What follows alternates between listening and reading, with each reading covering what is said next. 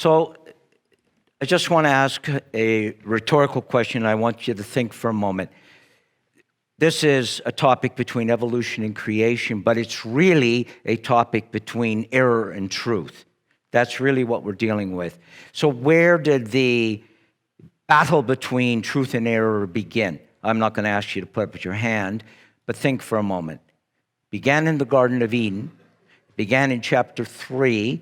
It began when Satan said to Eve, "Did God really say?" And this is what it all comes down to. Do we trust the Word of God? And so that's what we're going to be looking at. The philosophers and the pundits of our world, like Bertrand Russell, he says man is a curious accident in a backwater. Or Peter Atkins, man is just a bit of slime on the planet. Or Richard Dawkins, who some of you have probably heard of, we live in a universe which has no design, no purpose, no evil, no good, nothing but blind, pitiless indifference. When you start with the foundation of evolution, that does not necessarily mean that the person is an outwardly evil person, although in his heart he may be evil, but outwardly he may be reasonable. You'd be willing to have him take care of your home when you go on vacation, those kinds of things. But when you start with a philosophy that man is nothing but a bag of chemicals, there is no foundation for morality. There cannot be any concept of truth in that worldview. And we're seeing the results of it around us right now with all the chaos that is going on in our society from the highest levels of government and on down. In contrast, when you start with biblical creation, I pause, another rhetorical question.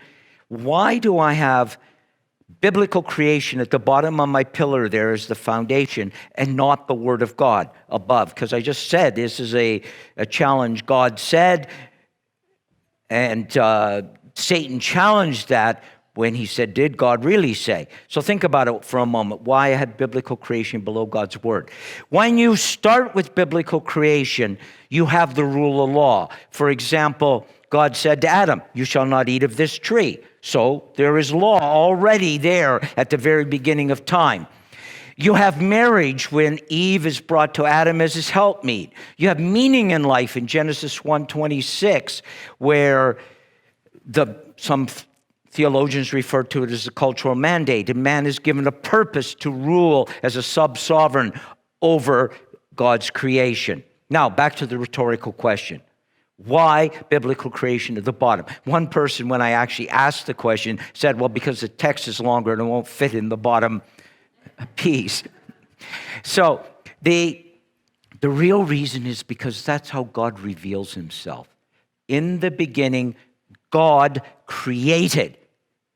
Then a few sentence or so later, and then he said, "Let there be light." See, God reveals himself first as a creator and then as a communicator. So the foundational doctrine that God uses about himself is he's a creator. Do you remember when he challenges Job? He says to Job, "Where were you when I laid the foundations of the earth?" And I challenge you, as we approach a new year, read the Bible in a year, follow a study Bible or get a program to read it in a year, and note, put a little red mark in your margin as you're reading it, or in your tablet, highlight it. Every time God refers to himself as a creator, I think you'll be blown away how often it's there. The primary doctrine in Scripture that occurs more than any other doctrine is that God is the creator. So follow that. Now, there are many Christians, professing believers, who will say that they believe that God is a creator. And then they will also have a Christian worldview. They will speak against abortion, against homosexual practices, and adultery and various things. But sad to say, among many Christians, and if you're here this evening, I will give you some examples because I'm going to be dealing with deep time concepts, both in terms of the age of the earth and with the age of the universe. But many people drive a wedge between their faith and what they actually believe that science is teaching, and they hold to the view of what's called deep time, that the universe is 13.8 billion years old, and that the Earth is 4.5 billion years old. And they actually hold to the view that God used the process of evolution somewhere along the line, a pre-hominoid creature. He breathed into that pre-hominoid creature and gave with the breath of life. And this is one of the areas that when the young people discovered that this doctrine is particularly being espoused even in the Christian universities, and when they get hit by the various false philosophies in the university, the result is that we see young people leaving the church. Various studies have been done by the Southern Baptists, the Pentecostal Assemblies of Canada, and so on, and they ask what's the primary reason that young people leave the church. And here's one where he says when the young people come into, many Christians come into the universities, 80% say they believe in God. After their first year, only 15% believe in God. And the mission of CMI is to the churches. Our goal is to strengthen churches so that the young people will grow up with a strong faith, being able to answer the kinds of questions that are here that they're not necessarily getting answered in their Sunday school classes or in their, even from the pulpit at times.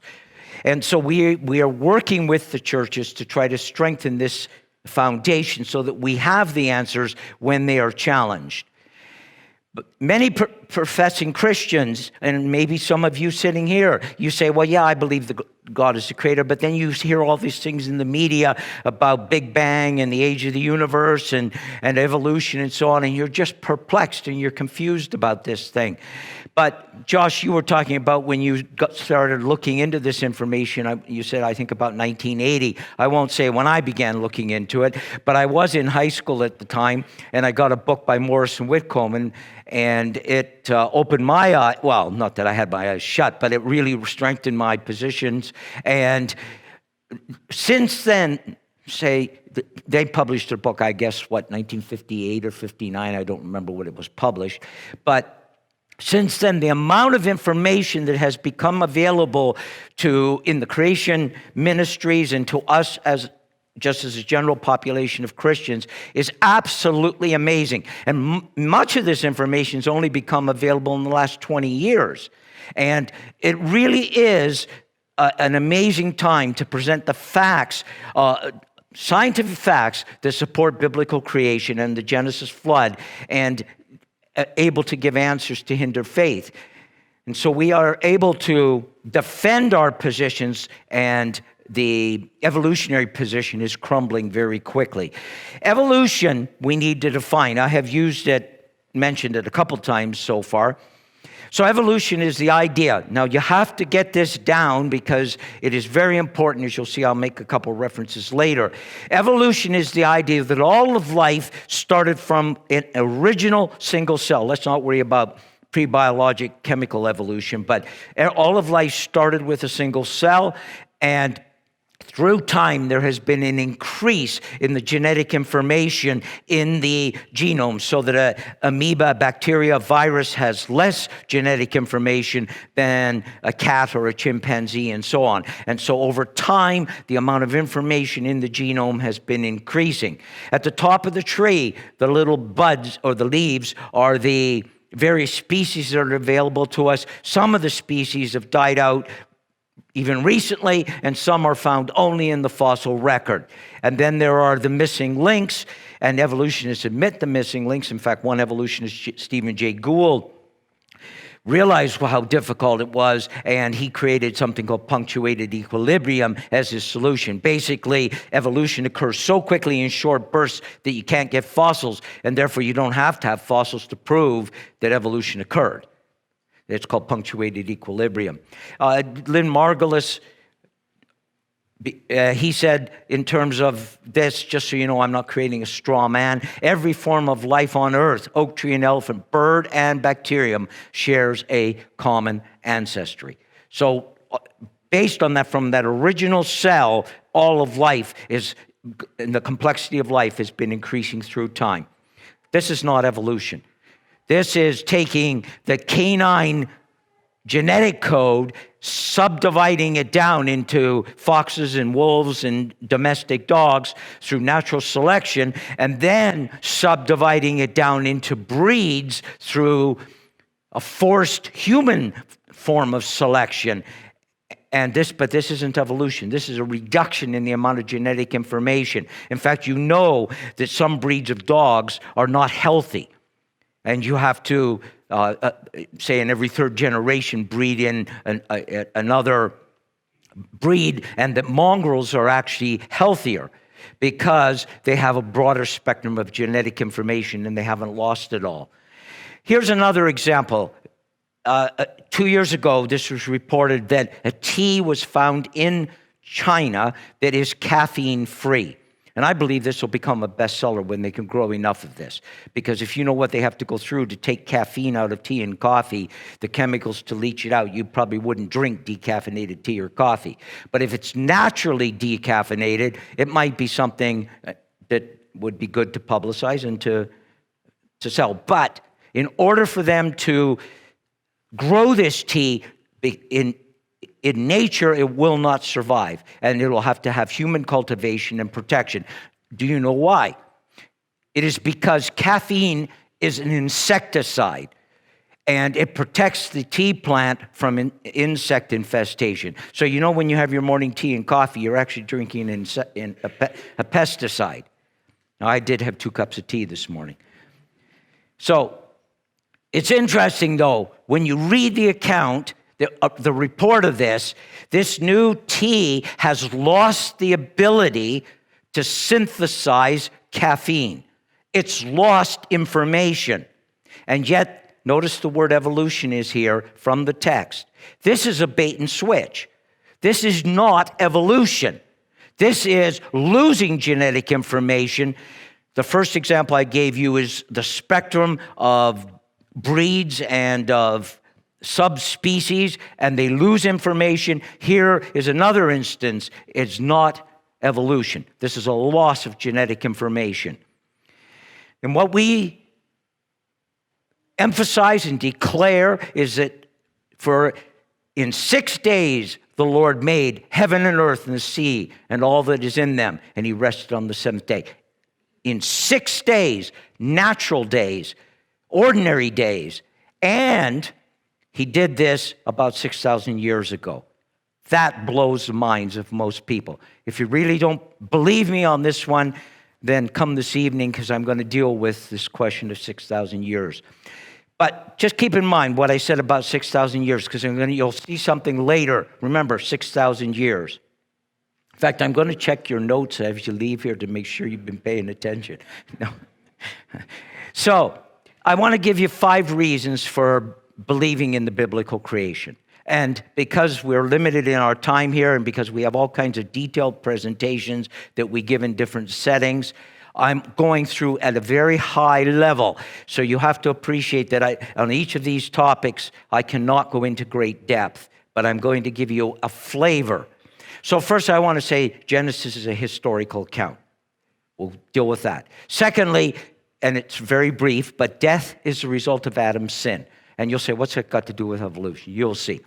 Thirdly, there are certain things about biology that is very hard to explain from an evolutionary perspective using chance-based processes. And I'll just pick a few of them today and give those to you. I won't be dealing in depth. I do have a completely 2 other presentations that I go into evolution itself in much more detail.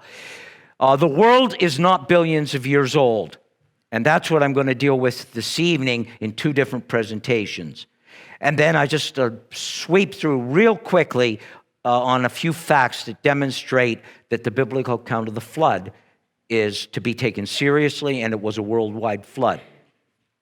On the left-hand side is the evolutionary sequence. If you read Stephen Hawking's book, A Brief History of Time, both he and Carl Sagan in the introduction, they say that everything we see around us arose out of nothing through a quantum ripple.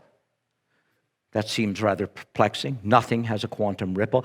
But out of that, space, time, energy, and matter arrive, and then over time, hydrogen forms out of the plasma, and on it goes. And I'm sure you've seen the cartoons of fish deciding to crawl up onto sea and become reptiles and so on. There was a funny cartoon I saw yesterday where two fish are talking as they're crawling onto land, and one says, "Don't forget to stretch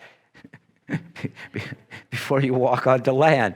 So on the right-hand side is the account right out of Genesis, where if you just go read Genesis chapter 1, you'll see, in the beginning God created the heavens and the earth. And then the earth was a ball which had water, and God pulled, and then he said, "Let there be light," and then he pulled the land up, and so on. You can read it, sequence by sequence.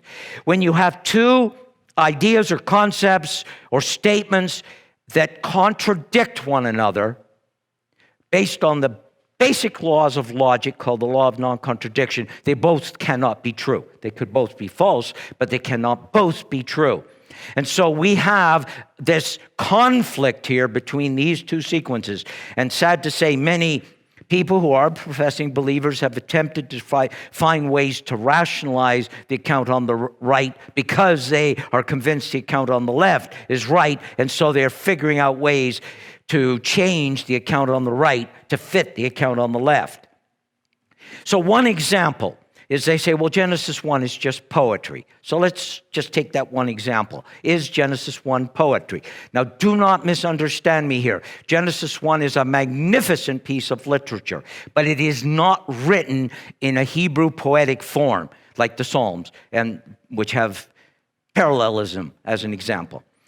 So some reasons why we want to accept Genesis 1 as a plain sense, natural reading of the text is presented as a historical account. And when you look at the Hebrew verb forms that are used in poetic, like the Psalms or the Song of Solomon, are quite different than the Hebrew verb forms that are used in a narrative section like 1 Chronicles or Kings. And a study was done by an individual who has his PhD in Hebrew studies, and in that study, he compared the verb forms that are used in Genesis 1 to the verb forms that are used in a historical account versus the ones in the poetic account, and overwhelmingly, way out statistically, they are narrative verb forms. So right away, the very structure of the text is narrative, not poetic. And then it's presented as historical chronology in a historical account. Suddenly, at the middle of Genesis 11, where Terah and Abram are introduced, we're not switching narrative history. It's part of a historical account. We also read that God created in 6 days, and he did that to set a pattern for our week. Now, there are people who suggest that God could have created instantaneously. Augustine is one example. And of course, God could have created instantaneously. And I believe that Jesus, when he returns, is going to recreate the universe instantaneously. But in the initial creation, God chose to create it that way to set a pattern for our week. And various attempts have been used throughout history to eliminate the 7-day week. During the French Revolution, they went to a 10-day week, and it was a dismal failure. Communists tried it in China after 1949, and again it failed. God had a reason for a 7-day week. We need a day of rest. Of course, I as a speaker don't get that rest today. But in the text, I presented 5 times yesterday. But we have in the text a consecutive "and God said." And in the Hebrew language and in the Hebrew mindset, when this word "and" is being used, it has a very constructive purpose because it's indicating sequential action. And you can see it when John, who had a Hebrew mindset, even though he's writing in Greek in the book of Revelation, the word "and" appears over and over and over again. And that's that sequential event after event after event. We also have the use of the ordinal. There was evening and there was morning the first day. When that ordinal is used with regard to the sacrifices in number 7 and number 29, nobody doubts that that's talking about natural days. On day 1, you bring this sacrifice. On day 2, but they question it in Genesis 1. We have natural days because each one has an evening and a morning. Now, we would say a morning and evening. How on earth, oh, good pun there, I didn't intend it, but how on earth could God have communicated to us in any other way that it was a natural day than saying evening and morning? He couldn't have said it had 24 hours. 24 hours is a human artifact that was invented after the flood. Sumerians, Babylonians, or Egyptians are all credited with it. I believe it was probably the Babylonians. But why 24 hours? It's rather peculiar, isn't it? Swiss watch company, you go to their website and you will see that they want us to use a 10-hour day. It's not outrageous, because there's nothing sacred about 24 hours. And they want 100 minutes in an hour, and the second would be almost identical to our second right now. And it makes sense. They also want us to go to UTC. That is, everywhere in the world we use exactly the same time, but we just get up at different times and go to bed at different times. It would make it a lot simpler if we all had metric time. But why 24 hours? And then we have in Exodus 20 that God uses the fact that he created in 6 days as evidence for why we should work 6 days and rest one. And so if he didn't work 6 days and rest one day, then what meaning does his command have? When we go to the New Testament, we find that Jesus places man's creation chronologically close to it. He says, from the beginning, God created the male and female, not 13.8 billion years after the beginning. Now, all kinds of arguments are presented why we don't have to understand Jesus as speaking actually. But he did. And let's not call him a liar on that. And the rest of the Bible treats Genesis 1 as history. For instance, in Hebrews, by faith we understand the world was created by the word of God, and so on. And that's why I encourage you to read your Bible and take a note of all the places God defends himself as the creator.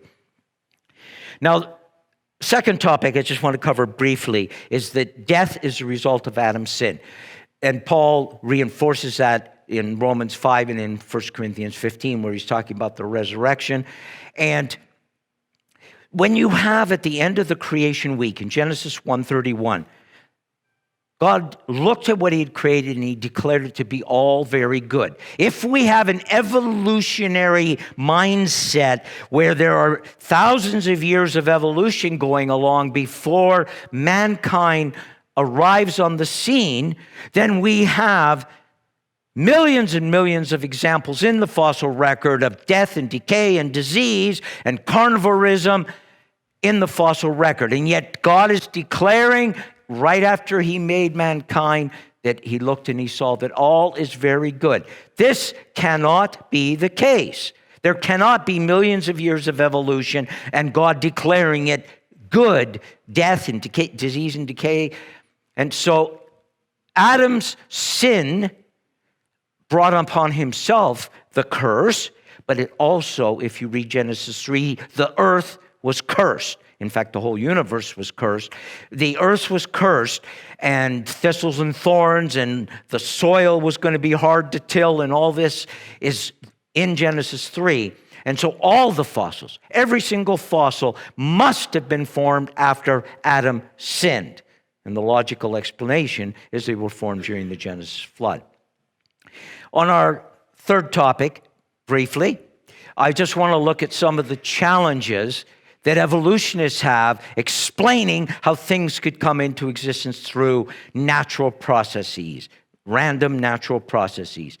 And huge amount of investment of money and laboratory and thinking has gone into trying to synthesize life. In fact, there was a 15-year project called Cynthia, spelled with an S, not a C. Cynthia, in which they were attempting to create the components of life. And the only, as far as they were able to get, was basically to transport DNA from one bacteria to another.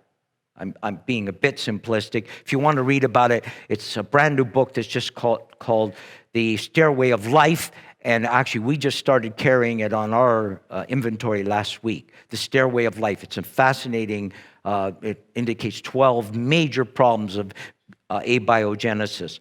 But if humans are not able, with all their intelligence and investment and laboratory work, to synthesize even the beginnings of biological reproducibility entities, then how is random events going to do it? And let's just take the example. If we have a set of amino acids, that's the hardware. That's the components for the information that is communicated in DNA. DNA is a whole layer of complexity above the actual hardware components, the molecules that make it up. It's information that is encoded using the alphabetic of the amino acids to generate proteins. And so even if hardware could be generated, somewhere the information has to be encoded into the DNA. And Paul Davies, a physicist, he understood this problem. Not a professing creationist. He said, how did nature fabricate the world's first digital information processor, the original living cell, from the blind chaos of blundering molecules? How did molecular hardware get to write its own software? I will bet any one of you $1 million, and I'm willing to pay it if you can bring to me your cell phone and you say, my cell phone just wrote its own app. It's not going to happen, is it? We know that. I'll never lose $1 million. Why do we then turn around and say that blundering molecules can write their own app? The information that's built into DNA. And by the way, I'm a computer programmer. I write Java code. I was writing Java code this week before I came here. I know how complex it is to write programs. And my code, even the code that's in 50 million lines that are in Microsoft Windows, is nowhere near the complexity of what's in DNA. DNA is absolutely incredible. You go back 20 years ago and they were talking about junk DNA, and it was vestigial, that it was left over from, no more. When you looked at the recent scientific papers, they're realizing there's a huge amount of information that is in the DNA structures. And do you realize that DNA can be read in both directions? And different instruction sets will come out of it. Now, I'm going to give you an illustration of trying to read in both directions, but I'm giving you an identical in both. DNA can be read in both directions. Try to write any sentence. You try to write one that can be read in both directions. I challenge you to it. If you can, they're called palindromes. One is Madam, I'm Adam. Another is Abel was I, ere I saw Elba, Napoleon. So these are examples, and those aren't very long. You try to write one with, say, 1 million letters in it, and write it so it can be read in both directions.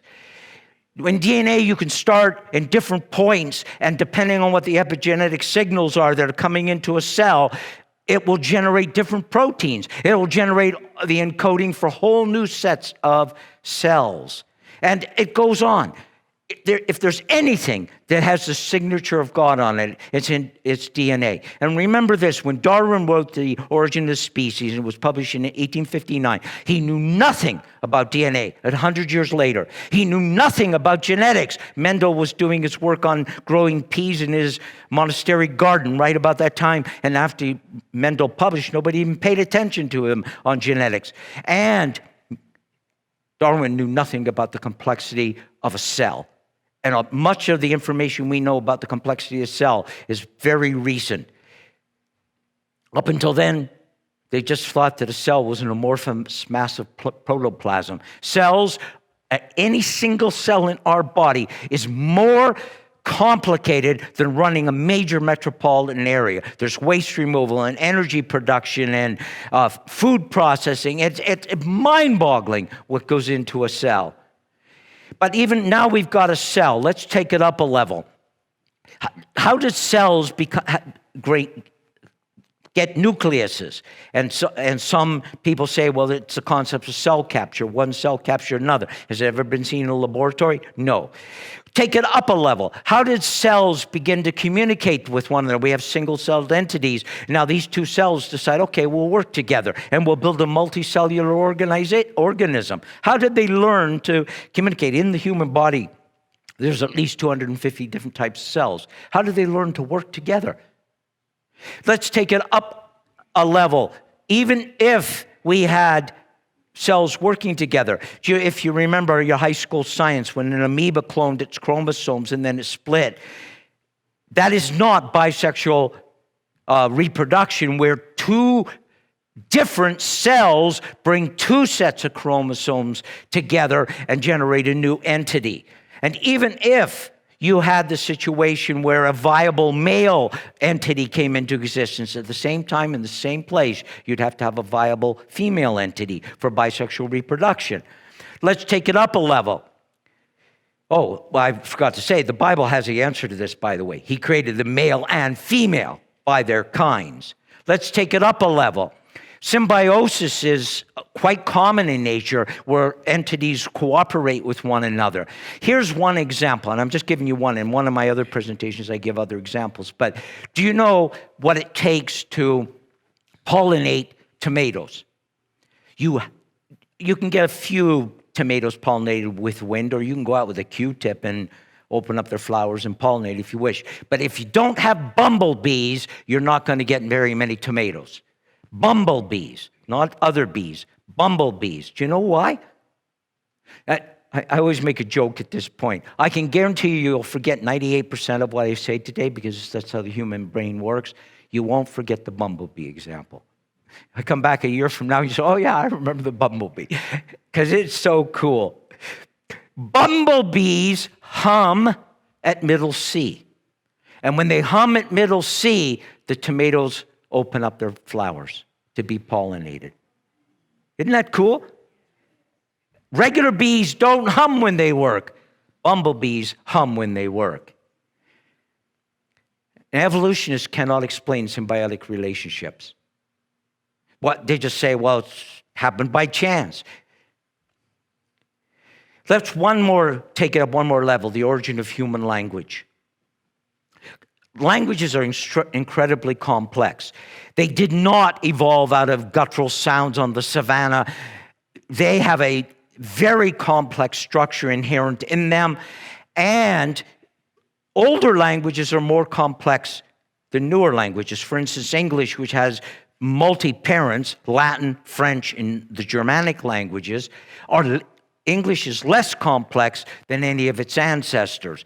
The French part of it came into English through the Norman conquest. The German part came in, or Germanic part came in through the Anglo-Saxons, the Vikings, and then, of course, Latin came in through the church. And so English has absorbed all this, but it's less complex. One of my daughters teaches English at a school in downtown Quebec. It's actually the oldest elementary school in all of North America. It was founded by the Ursuline sisters, and it goes back into the 1600s. And one of the students in her class said, Miss Hughes, how come in English we don't have, like we have in French, vous and tu? Well, we used to. We used to have thee and thou and you. But English is becoming simplified over time. We also see a vocabulary decline. At the time of William Shakespeare, the average person knew and used 60,000 words.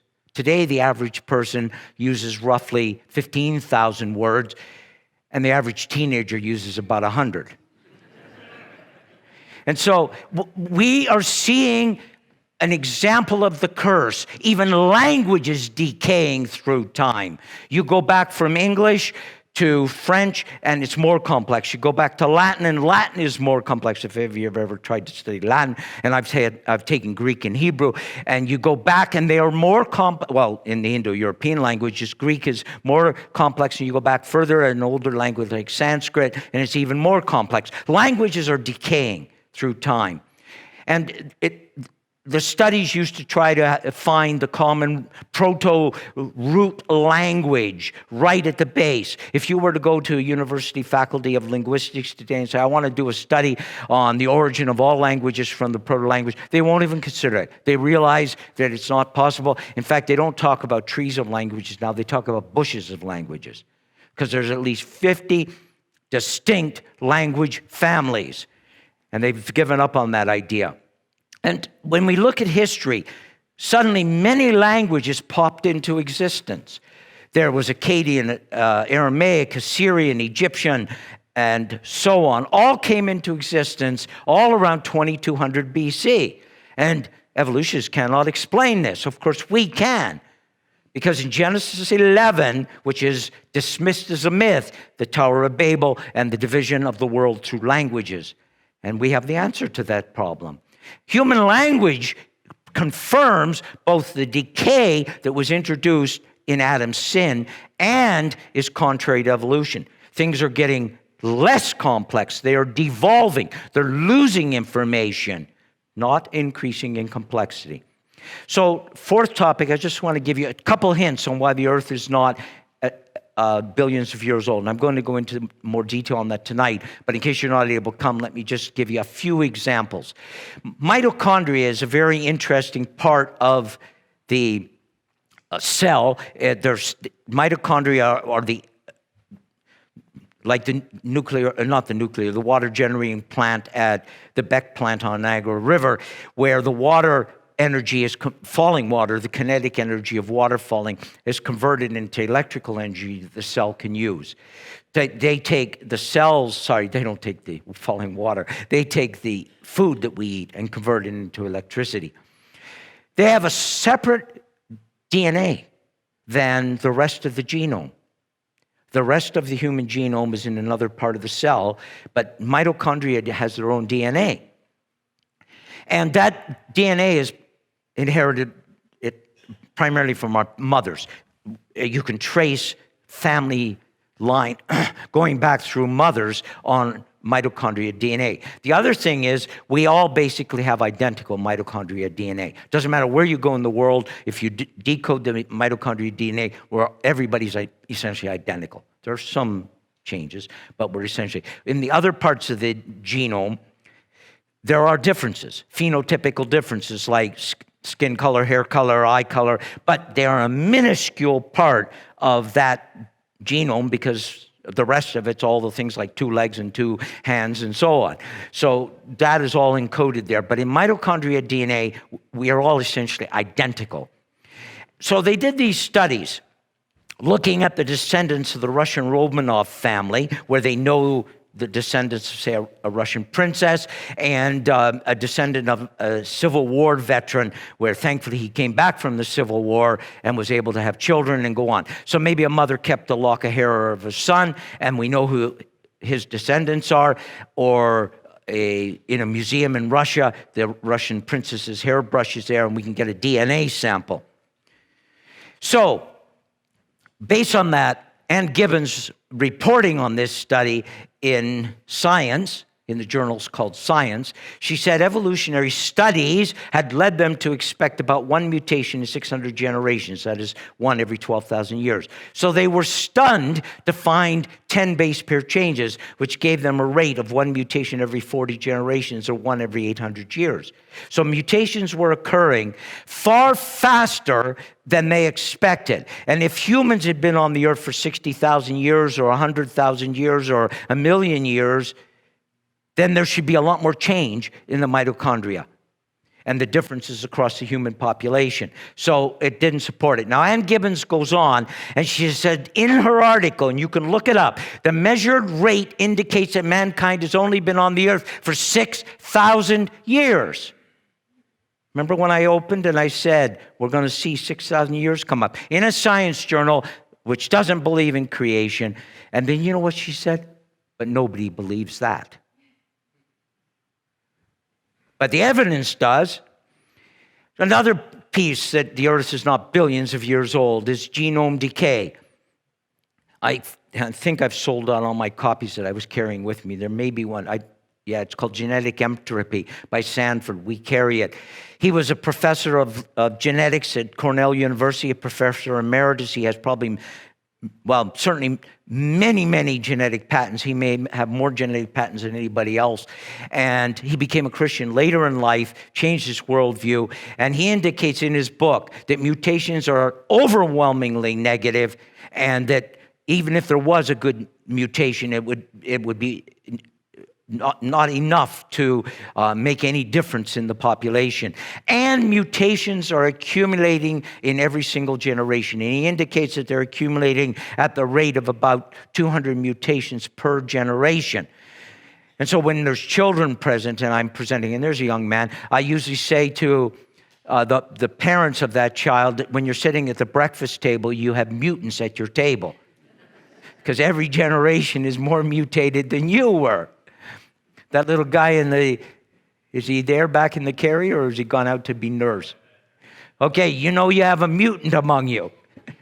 So they're accumulating at a rate of approximately 200 additional mutations. Now, many of those mutations are minor, benign, like a spelling mistake in a paragraph, and you can still make out the content of it. And there are corrective algorithms built into DNA that eliminate some of the defects. But right now there's about 1,000 genetic diseases in the human population, and it's increasing through time. So he then goes on and says that mutations are going to accumulate. The entropic load of mutations are increasing at such a rate that in about 300 generations in total from when humankind began, the human population will go extinct. Now, where are we? Relatively 200 years since Noah, roughly. So we have another 100, not years, generations. We have roughly another 100 generations before the human population goes extinct. You don't have to worry about it. Christ is going to return before that happens. The promise in Genesis 9 that there's never going to be a worldwide cataclysm, although it speaks specifically about flood, is a general promise that we don't have to worry about the total destruction. God's protecting us. Even COVID-19 is not going to destroy us. One other key, no, I have two more examples, I think, in this presentation. Studies where Mary Schweitzer published in the Smithsonian that she had found soft tissue in T-Rex bones, blood cells. When this was published, she's not a believer, a creationist, but the evolutionists become incensed. You cannot have soft tissue and blood cells in dinosaur bones because they were buried 65 million years ago, and the organic material should have decayed long ago. But if the Earth was as old as evolutionists say, there just can't be this soft tissue. And there have been many finds since then. And then the Earth is a giant magnet. It protects us from the incoming cosmic rays, the magnetosphere, and studies have been done demonstrating that between 1000 AD, based upon an iron artifact that was done, say, by the Vikings, an axe head or something, and compared to a similar artifact, maybe a horseshoe or something that's cast today, the Earth's magnetic field has declined 40% in 1,000 years. And I'll give you a number of different kinds of examples of this, Mercury and Ganymede and so on this evening. But this decay is going on, and it's quite rapid. If you were to project out 1,000 years, now one of the things when I taught statistics, I always caution you never extrapolate beyond your data points. But just for the sake of discussion, if we were to extrapolate about 1,000 years out, the Earth's magnetic field will not be sufficient to protect us and will fry to death. If you project it back about 10,000 years into the past, on that decay curve, the Earth would be a molten mass because it would be so magnetic. So you can boil to death or fry to death depending on which direction you go.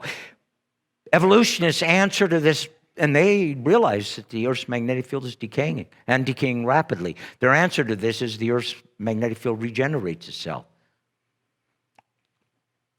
Have you ever seen it? Well, no, but it has to because we've been here for millions of years. That's their answer. See, their presuppositional position makes them accept stuff that's not empirical, stuff that's never been seen, never been tested. But the Earth isn't old, it's just tired. And that's what Paul tells us. The Earth is groaning in its decay, waiting for its redemption. He tells us that in Romans 8. And since the Earth isn't old, there isn't enough time for anything like evolution to have occurred, even if it could occur, which it can't. And then just a few quick sweeps through some things that support the flood. One is mass extinctions. I just finished reading a book, brand new one, published by the Institute for Creation Research called Carved in Stone by Clary. It is absolutely fascinating. You have to be a bit technical or appreciate a bit technical, but it's a fascinating book. He's a geologist who worked in the oil industry, has access to the databases of all the core samples that were done all over North America, South America, Europe, and Africa. He doesn't include Asia, but the sampling is sufficient. And he was able to show wave by wave, from the Cambrian layer building up through the various layers in in the fossil records, he's able to show how these correspond with the stages of the flood, of the Genesis flood. And he even indicates that there's an area in North America which is referred to as Dinosaur Peninsula. And guess where the northern tip of Dinosaur Peninsula is? In southern Alberta. And all the dinosaurs were fleeing inland toward this peninsula as the floodwaters were rising, and eventually they were inundated, and that's why we see these mass extinctions like in Drumheller, all this.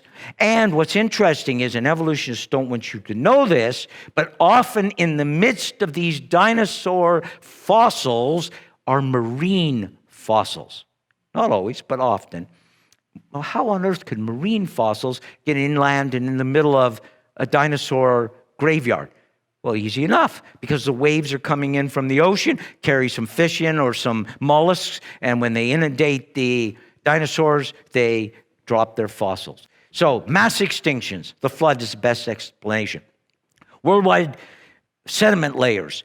The sediment layers cover huge portions of the North American continent. And if you align Brazil and Africa, they fit together like a puzzle piece. The sediment layers actually align across that because at one time they were joined before the flood, and during the flood, the continental landmass broke up. And the worldwide sediment layers, there are sediment layers that go from eastern Canada across southern Greenland and into Europe.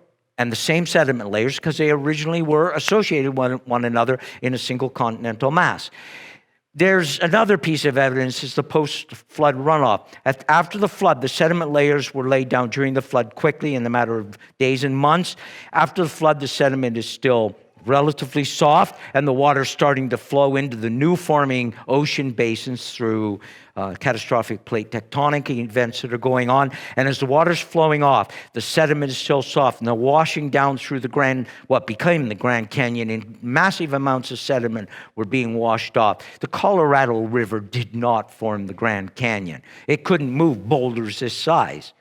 Rather, it follows the path of least resistance, which was carved by the flood runoff. And then we have an actual good example of this in a small laboratory type size, where in 1980, when Mount St. Helens exploded, a massive amount of water and sludge and sediment came washing down. And interesting enough, it laid down sediment layers that look uncannily like what you see in a canyon. And then within 5 years, those were forming into rock. And then we have examples of rapid sediment deposition, such as ripple marks and rain marks and leaves and soft body parts. This is a dolphin giving birth. These are so quickly preserved that the sediment had to have been laid down minutes or hours apart, or it would have decayed away. And we have the absence of any erosion or you look in canyons like the Grand Canyon and you see that the layers are razor thin.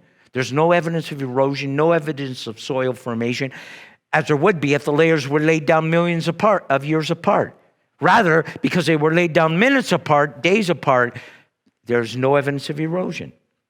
We have examples all over the world. In some cases, like almost little miniature forests of trees that go through maybe a sandstone layer or a coal layer, a shale layer or a sandstone layer. As the various currents were bringing the sediment layers in, these tree trunks were buried. No time for them to erode. Evolutionists admit that this had to have been catastrophic, and there's so many of them, but they just won't, and that it was done by a flood. They just won't accept the Genesis flood. I can go into many more examples, and tonight I'll give you a different perspective on it. But there's so much evidence of the worldwide flood. And so our mission here from CMI, this is, you think, well, I'm here to be educated. Well, I hope you did learn something. But our mission is, in these presentations, is not so much to educate. It is to enthuse and encourage. If you allow me to educate, enthuse, and encourage you. A little bit of pastoral alliteration there, right? And it has to be 3 points. Right, Josh? No, you have those alliteration. But you're not going to remember the bulk unless you've been faithful in taking the notes. You're not going to remember the bulk of what I've been saying. And that's just the nature of it. And yet, Peter encouraged us that we need to be prepared to give an answer to people who ask us for the hope that we have. And this is one of the key areas that we can be effective. And so our strategy and why we take the time is we want to get into your hands information that can extend beyond just these types of talks. And one example is signing up for info bites. Now, I'm not allowed to hand them out, the clipboards right now, but on the back table in the foyer, there's a sign up. If you want to put your email address on, we'll start sending it to you every Friday. It is a great communication tool. I always learn something every Friday when they come out. I'd encourage you to sign up for them.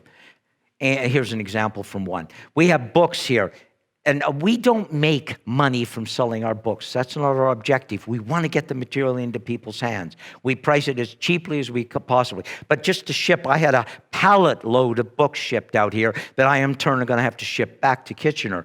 And it costs a lot of money to warehouse and ship and produce good quality material. So we sell it as cheaply as we can, and we break even. That's a little pitch to put in some faith offerings, free will offerings. No, but so don't think that we're gouging you in these. It just costs money to manufacture this stuff. And we have really good material. There's the Christianity for Skeptics, why we're Christians and not Buddhists or Muslims or Hindus, that kind of thing. Is there a God? And then our Creation Answered books, the most fundamental one because it answers 66 of the perplexing types of questions, and it is easy to read because you don't have to read it cover to cover. You can say, well, I want to know about this. You can read 3 pages with all those different topics. So it's really good. We have a very good book in dealing with the evolution's Achilles heel, why it's got a weakness, and in fact, it's more than a heel. Let's just say the heel is good, the rest of the body's not. And there's an accompanying DVD. John Sephardi, one of our scientists, has written a commentary which combines theology and science in a very effective way, and I have copies of that. And then there's a starter kit here, which gives you a lot of good material, and if you're really, really keen, buy the starter kit because it's really worth it.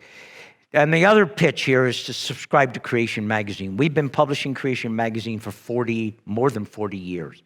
It's the longest published journal, Creation Science Quarterly is pretty old too, but it's been around a long time. 40 years is a long time in modern terms. So do subscribe to it because it's well worth it. It's family-oriented. It's also a faith, a means of building faith and of also communicating your faith. Just to give you 2 examples, you yourself could put it in, like if you were a real estate agent and had an office, you could put it on the waiting room table, or a dentist or a doctor, those kinds of things.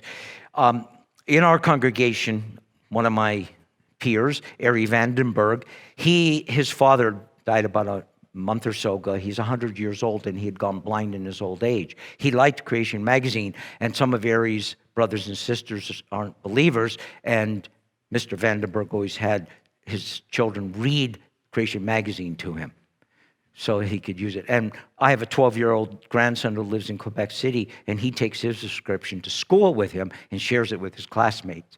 So it's an effective tool. And here are some of the kinds of articles that you will find. And we even, I don't have copies with me, but we do have a book that you can get on our website, which is for the best, most popular articles over the 40 years extracted. So actually, this one right here on starlight, I'm going to deal with that tonight, how we can see starlight, that are stars that are 1 million or 1 billion light years away. So if you subscribe today to it, just have to wait for this build to go. You have to fill in both sides of it, and if you subscribe today, you get a free gift because I give you a copy right now, and you get a DVD. So there's a children's pack, which is good, timely this time of year. You might want to buy it as a gift. There's the Creation Answers book, which is relatively new, and it's oriented to children. We have the other Creation Answers book. DVD Explorer pack, and I've noticed that the content changes quite often as what they decide to put into it. And it came out this year is the Genesis Academy, a 12 12-volume study that you could use for a men's or women's study over a 12-week session, for example, a men's breakfast or something like that. And if you don't want to spend a penny, you don't have to. Go to creation.com, and it's got to be the easiest website to remember. Go there. There are over 13,000 articles on the site. We publish new articles every single day on it, and there's an events calendar, and there's lots of good information there. We even have live TV broadcasts, and we have a conference, God willing, coming up next year, one of the mega conferences. I think it's going to be in Ontario, but I'm not sure if they got the venue picked yet. We had to cancel the one in 2020. And let's just conclude. Sad to say that within the church, there are many people that are attacking the foundations. In the church, attacking the foundations.